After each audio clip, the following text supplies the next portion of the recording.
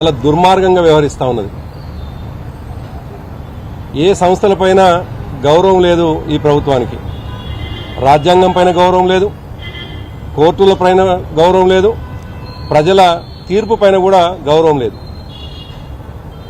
ఎప్పుడు కోర్టులు మొట్టికాయ పెట్టినా సింపుల్గా తీసి పక్కకు పెట్టేటువంటి ధోరణి ఈ రాష్ట్ర ముఖ్యమంత్రికి కనిపిస్తూ ఉన్నది.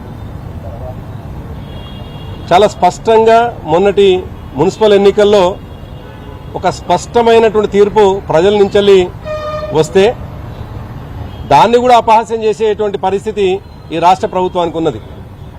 దాదాపుగా మేము స్ట్రెయిట్గా మొన్నటి మున్సిపల్ ఎన్నికల్లో 28 నుండి 30 మున్సిపాలిటీల్లో గెలిచినాం. ఇప్పటివరకే వచ్చినటువంటి ఫలితాలను బట్టి 18, దాదాపుగా మేము గెలిచినటువంటి వాటిని కూడా తొర్రూరు లాంటిది, ఆమనగల్లు, క్యాతనపల్లి, జనగామ, ఇబ్రాహీంపట్నం, ఈ విధంగా దాదాపు 10-12 స్థానాల్లో కూడా గెలిచినటువంటి దాన్ని అప్రజాస్వామికంగా అక్రమంగా పోలీసులని ఉపయోగించుకొని చాలా దుర్మార్గమైనటువంటి రీతిలో ఈ ప్రభుత్వం వ్యవహరించడం చాలా దుర్మార్గము. అదే కాదు, సాక్షాత్తు చట్టాలను గౌరవించాల్సినటువంటి స్పీకర్ గారు కూడా ఏకగ్రీవంగా బీఆర్ఎస్ కౌన్సిలర్ గెలిస్తే వికారాబాద్లో సర్టిఫికెట్ తీసుకోకముందుకే ఆయన మెడలో కాంగ్రెస్ కండువా గప్పడం అనేటువంటిది ఏ రకంగా రాజ్యాంగ హక్కులని ఈ స్పీకర్ గారు గౌరవిస్తున్నారో చాలా స్పష్టంగా అర్థమవుతున్నది. మేము సూటిగా ఈ ప్రభుత్వాన్ని అడుగుతా ఉన్నాం. ఇవాళ క్యాతనపల్లి కావచ్చు, ఇబ్రాహీంపట్నంలో 3 వారాల్లో ఎన్నికలు నిర్వహించాలని కోర్టు చెప్తే 3వ తేదీన ఇబ్రాహీంపట్నం తీర్పు వచ్చింది, ఆర్డర్ వచ్చింది. అదేవిధంగా 10వ తేదీన క్యాతనపల్లికి సంబంధించింది. మరి 3వ తేదీన వెలువడ్డటువంటి ఇబ్రాహీంపట్నం తీర్పు ఆర్డర్లో చాలా స్పష్టంగా ఇప్పటికే ఎన్నికల ప్రక్రియ కంప్లీట్ అయింది, అక్కడ వెలువరించాల్సింది కేవలం ఎన్నికల కమిషన్ చైర్మన్ ని మాత్రం ప్రకటించాల్సినటువంటి అవసరం ఉన్నది. దాన్ని కూడా తాత్సారం చేస్తా ఉన్నారు. ఇంకా దుర్మార్గం ఏంటంటే అక్కడ 13 సీట్లు గెలుచుకుని ఉన్నాం మేము. ఇబ్రాహీంపట్నంలో 7 మాత్రమే కాంగ్రెస్ పార్టీ గెలిచింది. చాలా స్ట్రెయిట్ గా మేము మాకు అక్కడ చైర్మన్ స్థానాన్ని కట్టబెట్టినప్పటికీ దుర్మార్గంగా దాన్ని గుంజుకునేటువంటి ప్రయత్నం చేస్తా ఉన్నారు. ఇప్పటికీ నెల 15 రోజులుగా ఒక ప్రహసనంగా కొనసాగుతా ఉన్నది.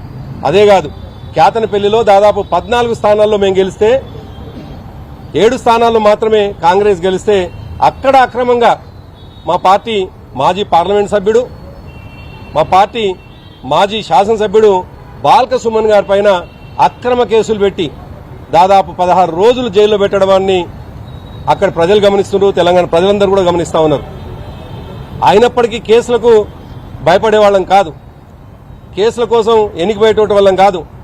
ఇప్పటికీ ఈ నిమిషానికి అక్రమ కేసులు బనాయించి దాదాపు 5 మందిని ఆదిలాబాద్ జైల్లో ఇప్పటికీ ఆ జైల్లో మగ్గుతా ఉన్నారు.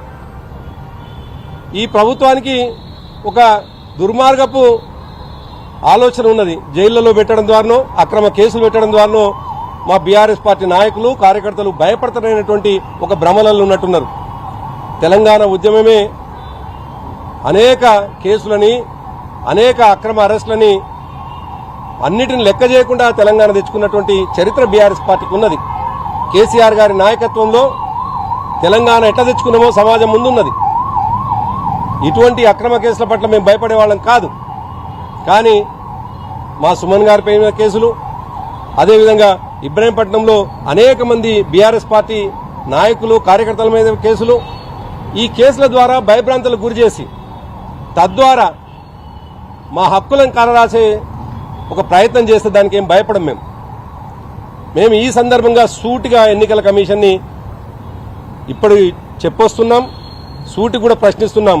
మీరు ఈ ప్రభుత్వానికి తొత్తుగా మారదలుచుకున్నారా, లేక మీరు నిష్పక్షపాతంగా వ్యవహరించదలుచుకున్నారా, ఇవాళ తేల్చాల్సినటువంటి అవసరం ఉన్నది. ప్రభుత్వ కనుసన్నల్లో ఉండి వాళ్లకు భజన చేసే పద్ధతిలో ఎలక్షన్ కమిషన్ ఉంటే ఇక దురదృష్టకరం. కాబట్టి మేము స్ట్రైట్గా అడుగుతా ఉన్నాం ఎన్నికల సంఘాన్ని, ఈ 2 ఎన్నికలు కూడా ఇమీడియట్ గా పెట్టాల్సినటువంటి అవసరం ఉంది. 3 వారాల్లో పెట్టమని కోర్టు ఆర్డర్ ఇచ్చింది. హైకోర్టు చెప్పింది కాబట్టి ఈ ఎన్నికలు నిర్వహించాలని చెప్పేసి మేము డిమాండ్ చేస్తా ఉన్నాం. అదేవిధంగా కేతనపల్లిలో ఒక ప్రజాస్వామ్య పద్ధతిలో, ఇబ్రాహీంపట్నంలో ఒక ప్రజాస్వామ్య పద్ధతిలో, ఒక శాంతియుత వాతావరణంలో ఎన్నికలు నిర్వహించాలని చెప్పేసి విజ్ఞప్తి చేస్తా ఉన్నాం. అదేవిధంగా వీడియో చిత్రీకరణ ద్వారా ఆ ఎన్నికల ప్రక్రియ కూడా కొనసాగాలని చెప్పేసి విజ్ఞప్తి చేస్తా ఉన్నాం. ఒక అప్రకటితగా కర్ఫ్యూ పెట్టి కేతనపల్లిలో అందరూ చూస్తుండగా 100-200 మందితోటేమో ఎన్నికలు సజావుగా జరగకుండా ప్రజాస్వామ్యాన్ని కాపాడాల్సిన, చట్టాలపైన గౌరవం ఉండాల్సిన, అదేవిధంగా మరి చట్టాల పట్ల ఎటువంటి గౌరవం లేకుండా మంత్రి ఏమో కాన్వాయ్ తోటి లోపలికి పోతాడు. అక్కడ పక్కకు ఆగి ఉన్నటువంటి మా బాల్క సుమన్ గారిని అక్రమంగా కేసులు పెట్టి అరెస్టు చేయడం అనేటువంటిది దుర్మార్గం. అయినప్పటికీ ఈ ప్రభుత్వం గుర్తుపెట్టుకోవాల్సినటువంటి ఒక అంశం ఉన్నది. మాకు ప్రజాస్వామ్యం పట్ల నమ్మకం ఉన్నది, ప్రజాస్వామ్యం పట్ల గౌరవం ఉన్నది. కాబట్టే మీరు అక్రమంగా ఇవాళ మున్సిపల్ ఎన్నికల్లో మేము మెజార్టీ సీట్లలో గెలిచినా మీరు అక్రమంగా ఉంచుకుంటూ పోతా ఉన్నారు. కానీ మొన్నటి సాధారణ ఎన్నికల్లో ఇవాళ తెలంగాణ అంతా చూసింది, ప్రపంచమే నివ్వెరపోయే పద్ధతిలో మీరు 64 సీట్లు జస్ట్ మ్యాజిక్ ఫిగర్కు 2-3 సీట్లు రాగానే మా ఉద్యమ నాయకుడు కేసీఆర్ గారు ఆ రోజు అప్పటికప్పుడు గంటల్లోనే తెలంగాణ భవన్, ప్రగతి భవన్ ఖాళీ చేసి తను ప్రజాస్వామ్యాన్ని కాపాడు, ప్రజాస్వామ్యం మీద నమ్మకంతో వ్యవహరించినారు. ప్రజాస్వామ్యం పట్ల ఆయనకు అపారమైన గౌరవం ఉంది కాబట్టి ఎటువంటి మీలాంటి చిల్లర పనులు చేయలేదు అన్నటువంటి విషయాన్ని చిల్లరగా వ్యవహరించే వాళ్ళు గుర్తుపెట్టుకోవాలన్నటువంటి విషయాన్ని ఈ సందర్భంగా గుర్తు చేస్తూ, ప్రజాస్వామ్యం పట్ల గౌరవం ఉండాలి, చట్టాల పట్ల గౌరవం ఉండాలి, రాజ్యాంగం పట్ల గౌరవం ఉండాలి ప్రభుత్వానికి అని చెప్పేసి ఈ సందర్భంగా మరి ఎన్నికల కమిషన్ ని ప్రభుత్వాన్ని డిమాండ్ చేస్తూ ఎన్నికల కమిషన్ ఎన్నికలు సజావుగా జరిగేటట్టుగా ప్రయత్నం చేయాలని చెప్పేసి, వీడియో చిత్రీకరణలో ఎన్నికలు జరగాలని చెప్పేసి డిమాండ్ చేస్తా ఉన్నాం. Thank you. Thank you.